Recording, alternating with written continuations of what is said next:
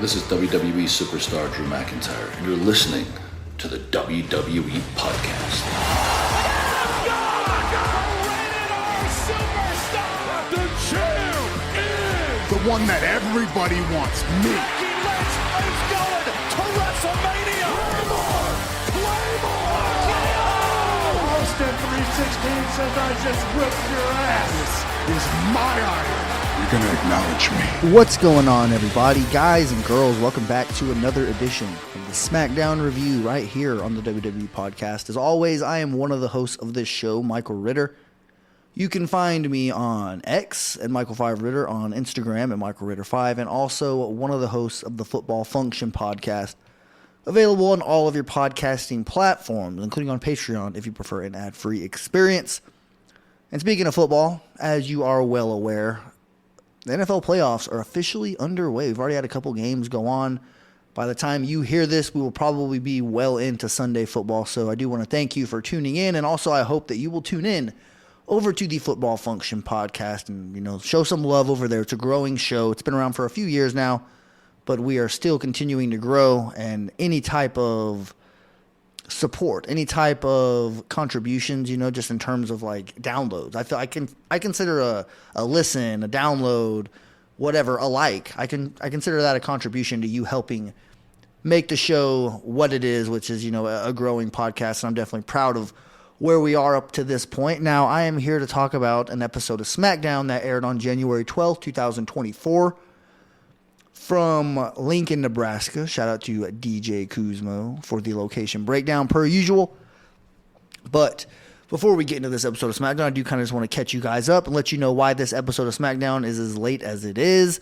Number one, I was in Dallas for Thursday and Friday, and I traveled back home on Saturday because I was in attendance for the Pod Meets World Live. I've kind of talked about this over, the last few weeks, maybe the last month or so, in the build-up to this event.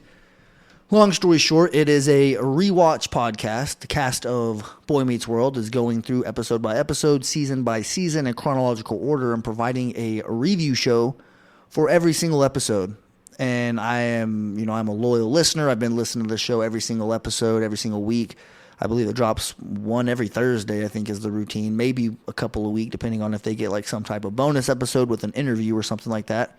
Because that's another thing, is they bring on former cast members, former crew members, people who are just, connected to 90s. Like just this last week, they had Patrick Renna. If you're a 90s baby, or if you are, familiar with the 90s decade, you're very familiar with who Patrick Renna is. He was the Ham on, obviously, The Sandlot, one of the big popular sports movies. He was also in Son-in-Law. He has a very recognizable face. He's on TikTok now doing all kinds of dances. They had him on there just kind of talk about his few appearances that he had on Boy Meets World, and they just continue to do that with so many other guest stars. So it's a very entertaining podcast. I heard they were coming to Dallas, which is about 5.5 hours from where I live. So anytime something goes to Dallas, it's pretty reasonable that, I can make an appearance there. And something like this, without a doubt, the venue was phenomenal. It was just a great experience for, a theater type show, because that's exactly what it was. We were at the Majestic Theater in downtown Dallas, Texas. It was a beautiful venue. I'm not sure if any of you guys have been there before, but yeah, you walk right in. It was such a smooth process. I'm not sure if you guys go to like sporting events, but sometimes you got to wait. You got to walk a very long way from wherever it is that you parked. You have to go into a line. It takes you 30 minutes to get to your seat.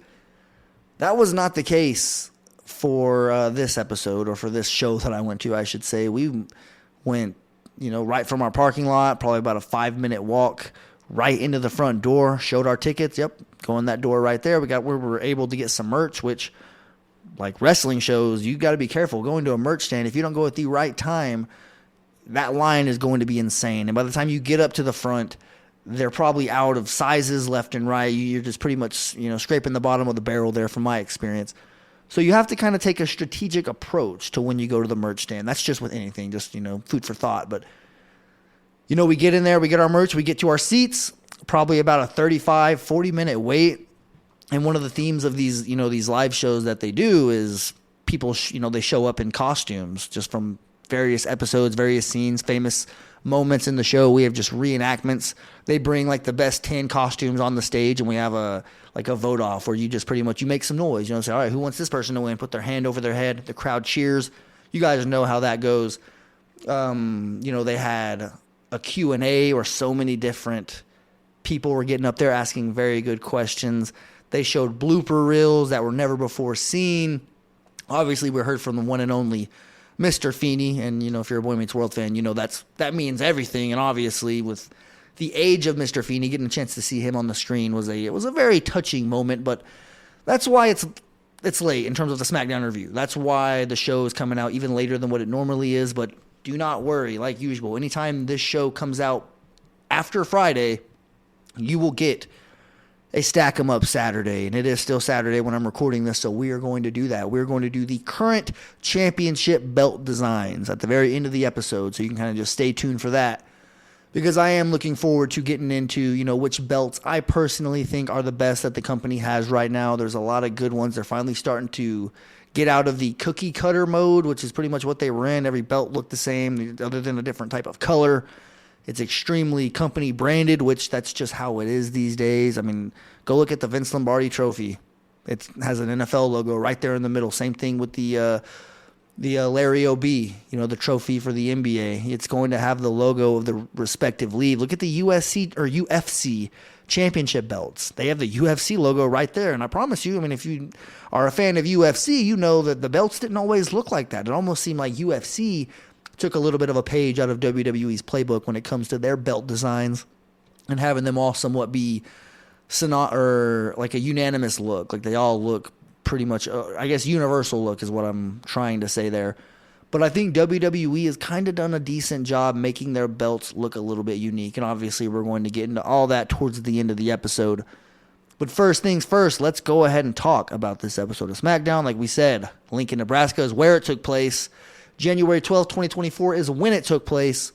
And I feel like this episode of SmackDown was pretty, I guess it was storytelling centric, if that makes sense. Like it was really focused on things outside of the main event picture, getting some build up. Like just for example, we saw, the whole faction duel going on between Karrion Kross and Bobby Lashley and their respective factions.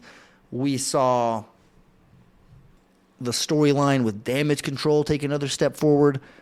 It does seem like this episode of SmackDown didn't need the absolute, main eventers featured throughout the show for it to be a good episode. Paul Heyman was featured throughout the show, which was a nice little story in of itself. Just the way that they were building it up, making the Bloodline seem desperate for help. Paul Heyman going to several different people, asking them to join Jimmy Uso and Solo Sikoa in their main event match, trying to prevent it from becoming a handicap match. Due to Roman Reigns not being there, Nick Aldis doing his thing per usual, kind of just being a thorn in the side of the Bloodline. And that's kind of how the episode of SmackDown starts off. We can go ahead and just get right into it. We're supposed to get a one-on-one match between Grayson Waller and Cameron Grimes. We get Grayson Waller coming out to the ring. As Cameron Grimes is coming out, he gets attacked from behind by Solo and Jimmy. Pretty much just say, no, SmackDown is starting on our terms, which is exactly what they do. They go to the ring, and Paul Heyman picks up a microphone, pretty much just blaming Nick Aldis. It's like, the way I look at it, the way that Paul Heyman is blaming Nick Aldis for the Bloodline, and specifically Roman Reigns being in the situation that he's in as we sit here going into the Royal Rumble, him at a completely disadvantageous spot, having to defend his championship against not one, not two, but three people in the same match. Clearly, the odds are stacked against Roman Reigns, and it's going to make for interesting television, and obviously this match itself is going to be one worth watching. But it somewhat reminds me a little bit of, like, if you're a person of power or a person of authority at your place of work, and someone shows up late time and time again, and you, it being your job, have to write them up. So you have to somewhat discipline them, if that's, for lack of a better word. And they blame it on you. Like, oh, really, man? You really wrote me up? You're going to get me in trouble, dude. Like, how could you do this to me? Now, they're the one that's late, but they're blaming you for you doing your job and, you laying down the hammer, so to speak. So I feel like Nick Aldis, he does a really good job kind of sticking it to the Bloodline, and specifically Paul Heyman, whenever they kind of get on the microphone, he snatches the mic away from Paul Heyman. He reminds him, makes it very clear, like, if you think that this is a conversation between two equals, you're very much mistaken. Like, know your role is pretty much what he was saying there. I love seeing that from Nick. Some people aren't a fan of the general manager having a personality, and especially if they're leaning towards one specific side, whether it's heel or babyface. I feel like the side that Nick Aldis leans, is the side of logic, like the side that it makes sense. It's almost like he's watching it as a fan, where he comes out to the ring, he sees complete BS happen, and he steps in. Seeing Nick Aldis and Paul Heyman go face-to-face also provided a little bit of nostalgia, almost like a then versus now. It's like someone who, like, is obviously Paul Heyman used to be the general manager of SmackDown way back in the Ruthless Aggression era. It's almost like seeing the head coach of your favorite football team from 2003 coming face-to-face with the head coach of your favorite football team in 2023. You know, it's almost like, what the hell's going on? You know, 20 years later, I'm in the same position you were in, and it just seemed a little bit weird. I guess, you know, no one else might have noticed that whenever they were kind of standing face-to-face having that little bit of a conversation. It immediately came in my eyes. I was like, man, almost like full circle here. Paul Heyman looking at someone who was in the position that he was once in, although doing it from a completely different point of view. Albeit Paul Heyman was a heel general manager, but still, it was something that jumped out to me. But that's pretty much how it ends. He just says, look, that fatal 4-way match that you're trying to, already start the train up, you're trying to get the ball rolling to assume that this isn't cemented already. No, this is already a done deal. That fatal 4-way match is in fact happening, and as a matter of fact, the contract signing is happening next week on SmackDown. And if I'm not mistaken, next week's episode of SmackDown is from Atlanta, Georgia, and you guys already know that is home for the host here of the SmackDown review, Psycho Myko. So if they are going to Atlanta and I didn't mishear them, then clearly next week's episode of SmackDown is going to be a very juicy one. We're getting very close to the Royal Rumble, so that's going to make the WWE TV that much more juicy week in, week out. So clearly we have to prepare ourselves for what's in store here. Now, let's go ahead and talk about the things that happened on SmackDown before we get to the main event, which I kind of already set that up and put the framework as to what's going on here. Nick Aldis pretty much, he continues to stick it to the bloodline by telling them, hey, you have a 3-on-3 match tonight.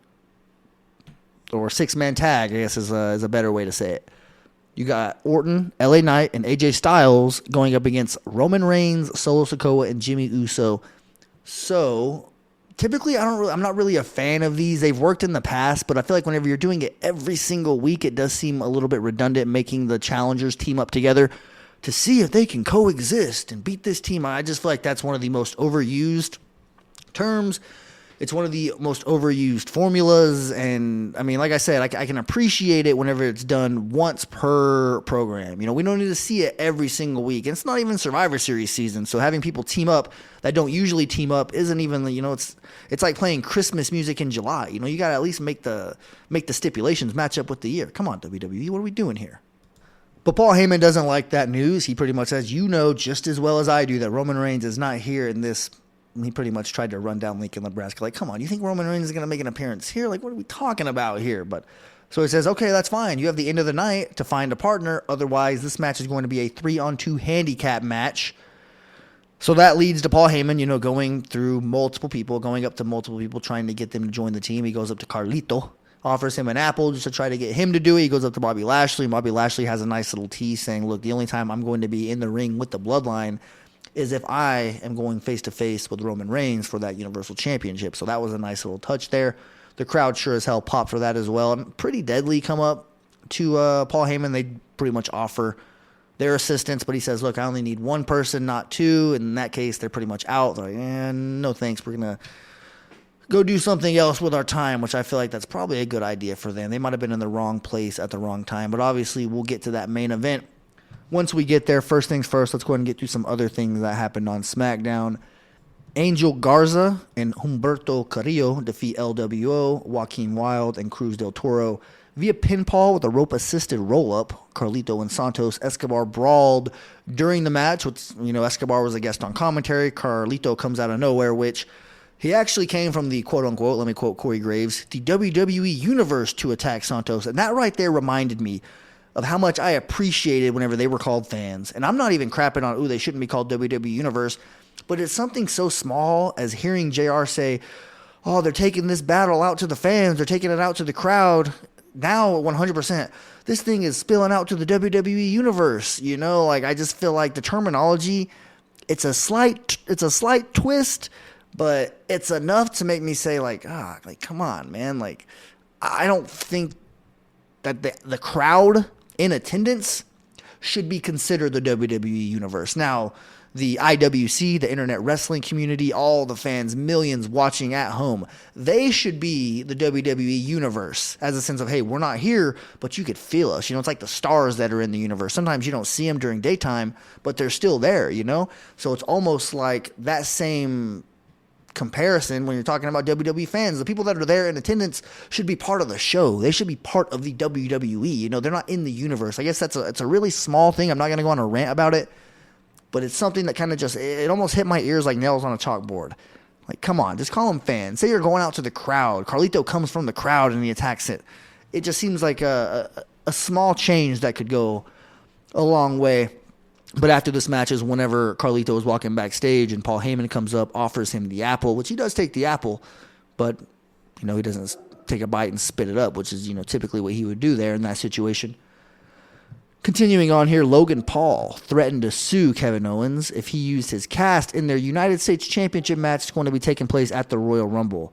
And then Kevin Owens invited Logan Paul next week to the Kevin Owens show to be a guest on the Kevin Owens show. And this is going to be a very interesting segment. Probably going to be one of the better segments of SmackDown next week. When you look at what these two are going to say to each other, like verbally, this is one of the better programs going on right now, because Logan Paul, you just never know what you're going to get with him. It's extremely authentic, his character, his personality. It just seems like that's really who he is. And Kevin Owens is one of the most blurred line guys in WWE. He's the one guy that does kind of break the fourth wall in a sense. When you talk about him, like constantly like pointing out, like, hey, we just said someone's name. Why aren't they coming out yet? Why isn't their music hit? You guys know how it works around here, or am I the only person that knows how it works around here? We've seen Kevin Owens do that multiple times, so I just feel like these two are a really good mixture if you're looking for an elite promo battle. Like, if you're looking for a war of words, this is definitely, you know, right up your alley, and I think we're going to get some pretty good stuff on Friday Night SmackDown. Tyler Bate, he tried to convince Butch. This was a video package they played, or not really, it was just a pre-taped segment where Tyler Bate was trying to convince Butch to team together moving forward, but Butch obviously refused. And they also teased a little bit about Butch going back to his original ring name, Pete Dunne, which I would not be opposed to that. I've, been a fan of Pete Dunne really whenever he debuted in NXT. When he was in NXT UK, I just felt like his character was really unique. It did feel real. And it's not like Butch doesn't feel real. It just seems like he's watered down or maybe neutered in a sense where I'm trying to bring up another analogy here. Like, it's almost like you have a really good friend, and he gets in a relationship, and you know the type of friend that you have. You know him. You've gotten to be around this guy so many different times, so you know his tendencies and what he is and isn't okay with. And then you see him doing things with, like, a new girlfriend that he wouldn't normally do. Like, say the guy doesn't ever wear sweaters, and all of a sudden he's with this girl, and now he's wearing, like, a really nice sweater, dressing nice, trying to, I guess, please her and maybe her group of friends. And I'm not saying that's exactly what Butch is doing. I'm just saying that it almost seems like you could look at him and be like, dude, like, this isn't you. What are you doing? Go be the crazy dude who's biting championship belts and, just absolutely twisting people's fingers and stomping on them and making them shatter. That's the Pete Dunne that I remember. And it's not, like I said, it's not like Butch is something that I'm not okay with. I just think that it was a little bit of a shift. And it wasn't even a lateral movement. I think that this was for sure like a backwards move.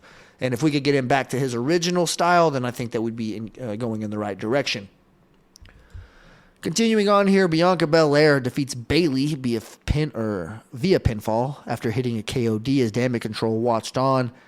Bayley was upset backstage with the lack of support, but Dakota Kai said that the referee had his eyes on him, and this is just like, come on, what are we doing here? All 4 members of Damage Control were out there watching. They were all in the corner of Bayley trying to support her, and it wasn't enough. Like, they even used the excuse, like, the ref was watching us. Come on, like, when has that ever mattered? The referee's watching, who cares? They do blatantly obvious stuff. You get ejected from ringside before you allow your teammate to lose. Like, no, I'm going to get involved completely and try to win this match. You're going to throw me out before you lose this match. And I just feel like Damage Control is absolutely just showing those signs, And when you look at Bayley, they even use that excuse. Like, no, in order for your plan to come through, you need to win the Royal Rumble on your own. And because your plan is for all of Damage Control to have the gold all being in Damage Control. So in order for that to happen, you need to be on your own. And they even mentioned, like, hey, we thought you could handle Bianca on your own. A little bit of a backhanded jab there as well. So, yeah, like, this is kind of hitting another gear here. And I wouldn't be shocked as much as I do want Bayley to eventually win the Royal Rumble and that babyface turn, she wins the Royal Rumble. She comes out. And they all want her to go get the belt, right? They want her to get all the belts inside of Damage Control. So that means challenging Rhea Ripley, getting her championship, and hopefully bringing it back. Imagine the pop if she has a little Dave Bautista-style thumbs down, like, no, Io, I'm going after your championship. And I'll see you at WrestleMania. You guys don't think I know what you've been doing for the past few months? Like, I could almost write the promo myself. But they could go that direction. They might not go that direction. Obviously, Bayley could just get eliminated. They could just have, Damage Control kind of screw her over unintentionally, in air quotes. But you can look at the Royal Rumble as like a 3-month checkup. Like if you have a torn ACL or something and you have to go home and the doctor says, no, you're on bed rest, you're very limited, you're on crutches, but come back in 3 months and we'll kind of see where you are. And then we'll have a really good idea for how this is healing. That's kind of what the Royal Rumble is for this specific program and this storyline and this slow burn. It's like, yeah, just kind of get through it, come to our checkup at the Royal Rumble, and that's going to tell us a lot. That's going to be a big moment. I really feel like in this whole Damage Control demise, the Royal Rumble, we're going to look back on, just like last year with Sami Zayn when he hit Roman Reigns with that steel chair. The Royal Rumble is the biggest pivot foot in the entire WWE calendar year, and I am without a doubt looking forward to seeing how this one specifically plays out. We've been watching it for a few months now, and it just keeps on getting better and better. But continuing on here, Bobby Lashley and the Street Profits, they come out and they call out Karrion Kross, Scarlett, the Authors of Pain, Paul Ellering, pretty much everybody. We didn't know. We thought their group could have possibly been the Final Prayer because that's what his shirt was labeled as. It's actually labeled the Final Testament. That's what their group is named. We saw that in a little sinister promo that they cut. So that's the group, the Final Testament. So get used to it. We'll see where they go from here. Definitely has potential, just being completely honest. I really think that this group, the way it's set up, like I said, they got the coach, they got the eye candy, they got the heavyweight contender, or what he should be, a heavyweight contender, a top guy, and they got the tag team. Like, that's really all you need. I just go back to even, what was and this is one of the rare times I'm not familiar with the Ruthless Aggression callback. The cabinet, right? JBL had a specific cabinet where it was the Basham brothers, Orlando Jordan. He even had was it Candice Michelle? Ah, man, dang it. SmackDown. I'm not as familiar with Ruthless Aggression SmackDown as I am Monday Night Raw. Evolution was going on this exact same time period, so clearly there was a thing for factions, just like there's kind of a thing for factions now. Obviously, Triple H having his fingerprints all over this. But yeah, this just seems like a really good group, just like some of the groups of the past. I feel like it's constructed properly. It's not, too top heavy. There's a lot of balance throughout it, and that's really important. It really gets overlooked, I feel like. But up next here, we get Carmelo Hayes versus Austin Theory. This match does not end, or at least it doesn't have an actual finish. There was a botch that took place. Austin Theory attempted a seated springboard Spanish fly, and it resulted in his head being smashed to the mat, with Carmelo Hayes coming down on top of it. This was a rough fall. They called it immediately. This was a kind of just fly by the seat of your pants decision with WWE. They don't expect something like that to happen, obviously. But when you have two dudes like Theory and Carmelo Hayes that are flying around, I mean, you could tell they didn't have a lot of experience, honestly, because I watched this episode of SmackDown after SmackDown already aired. So I already knew that this injury happened, and I was looking for it, and I was kind of paying attention, and the chemistry was noticeably off. There was a spot in the match where Carmelo Hayes was trying to drop Austin Theory like off the outside of the apron, and Theory slipped, and you could tell that it went a little bit more rough than what it was supposed to go. And that kind of told me, like, as I was watching it, knowing what happened, I was like, yep, they got lucky right there. Like, they dodged a bullet with an injury right there. And because the match continued on and they kept going, you're not going to dodge multiple more bullets And that proved to be true because they had another botch that really they're lucky that they were able to walk out of there because it was a rough fall, man. You got to be careful. And Corey Graves even said it immediately, like, do not try this at home. That's why we repeat this over and over again. A nice little reminder there. And shout out to WWE for being able to jump right on top of it, specifically their official who was right on this bad boy, threw up the X, put an end to this match. Obviously, the health is more important, so they took care of that. Want to see both these guys come back. They're really young. They're really promising.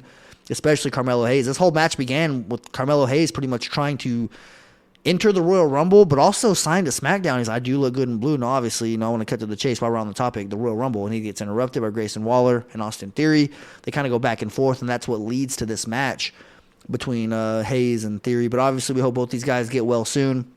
I'm not sure who got the worst of it, but it just looked rough for everybody involved. So, yeah, obviously, shout out to them, and, hopefully nobody is seriously injured from this. But let's go ahead and go to the main event where obviously we talked about it had potential as being a 3-on-2 handicap match if the Bloodline did not find a partner. And that's exactly what happened. But it was funny the way that it played out because Paul Heyman, throughout the show, they continued to show him begging people, just trying to, brown nose and get somebody to agree to be their partner. And the way that he twisted and manipulated that situation as soon as he was face-to-face with the Bloodline was hilarious. And it's exactly why Paul Heyman is a living legend. Because he just made it seem, he walked up to him and he said, look,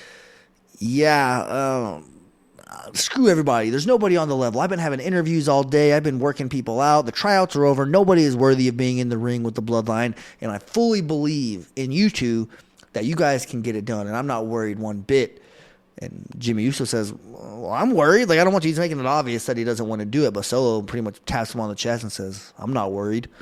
And I believe him, honestly. I'm not going to call Solo a liar, damn sure, but it was a little bit of a funny twist by Paul Heyman to make it seem like, the Bloodline is still it. The Bloodline is still what everyone wants to be in, but it's not really the case. I think the list of enemies for the Bloodline is actually growing by the day at this point.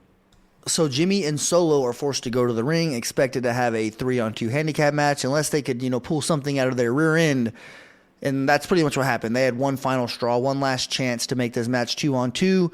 And what they do is while Randy Orton was making his entrance, because the babyface team was coming out first, the Bloodline attacked him, just like they did earlier in the night to Cameron Grimes to beat the hell out of Randy Orton. So it's essentially a 2-on-2 match, right? We got LA Knight, AJ Styles versus the Bloodline. And this thing's going back and forth a majority of the match. In the very beginning, you saw the heads kind of collide and the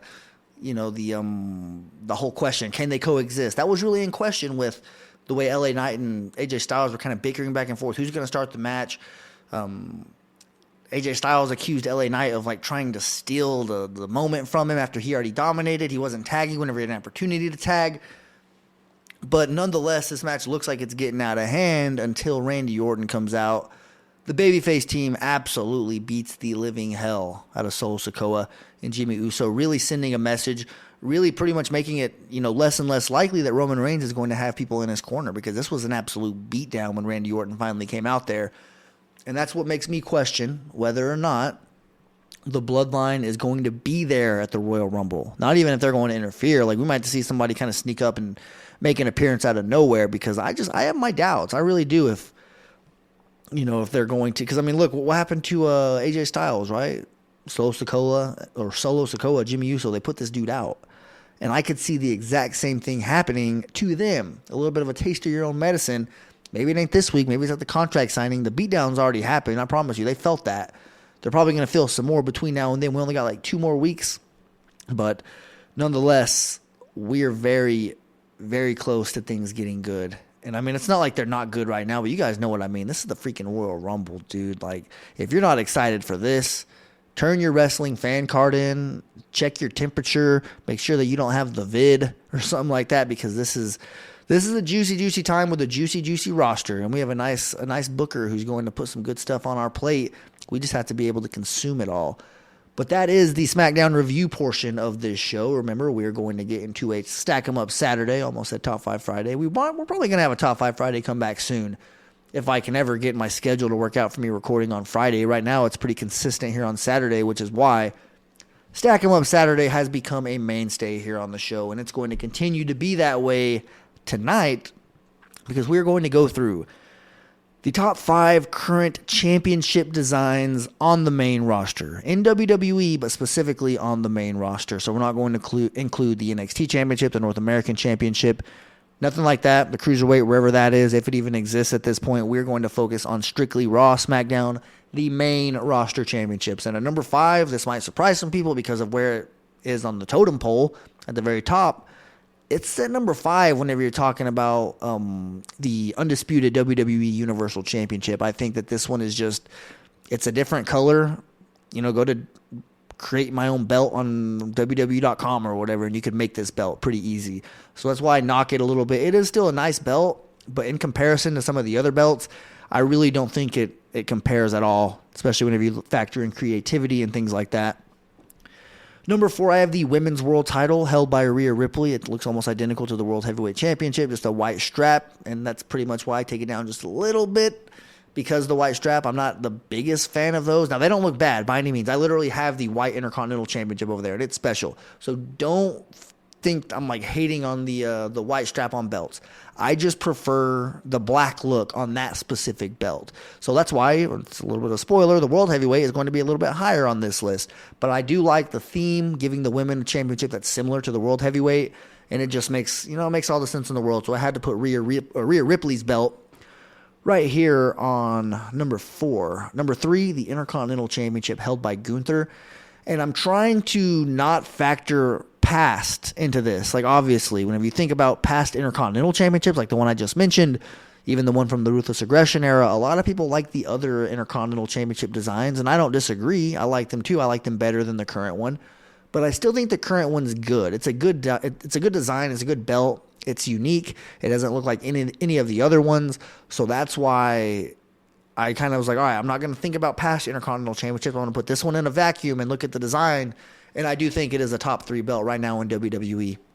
Number 2 is the one that I kind of teased earlier, the Men's World Heavyweight Championship held by Seth Rollins. I think this is a beautiful belt. One of my favorite belts, or not even one of my favorite belt, was the big gold, the one that Triple H held, Edge, Undertaker, Batista. The list goes on and on. Scott Steiner, Goldberg. I don't know if Scott Steiner held this one. I know that for sure Ric Flair did. He made it famous. Booker T held this one. Hulk Hogan, Sting. The list goes on and on. This is a very beautiful belt, and the fact that they kind of remade it, just modernized it with that WWE logo in the middle, and remind you, that's just part of the modern times. You're going to have the logo of the company on the belt. That's just marketing.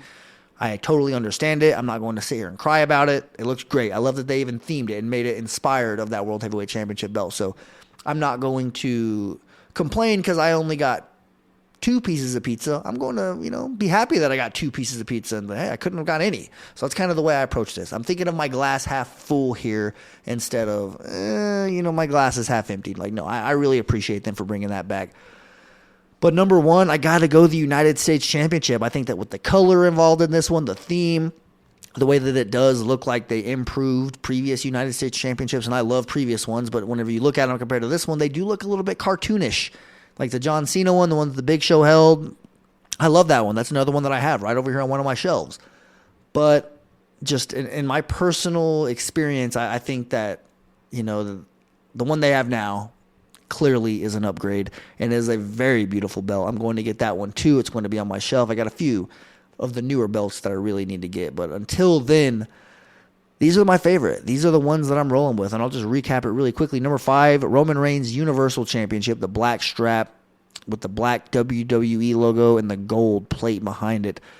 Number 4, Rhea Ripley's Women's World Championship, the white belt that's exactly like Seth Rollins. Number 3, the Intercontinental Championship that Gunther pretty much, this belt is synonymous with Gunther. The era of this Intercontinental Championship, does anybody remember anyone else holding this? Now, obviously, Shinsuke Nakamura held it, Ricochet held it, and many others.